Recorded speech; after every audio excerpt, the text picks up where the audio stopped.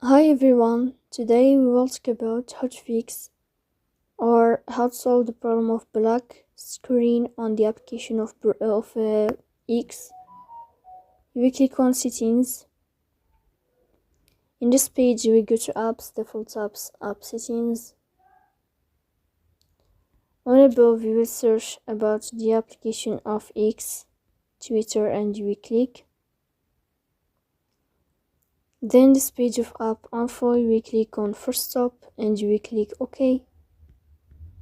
Here you will enter to the window of storage. Then we click on clear cache. Then we go to Play Store. You will search about the application of X Twitter. Here you can uninstall your app and you can install it again, so please don't forget to support us by like and subscribe. See you next time.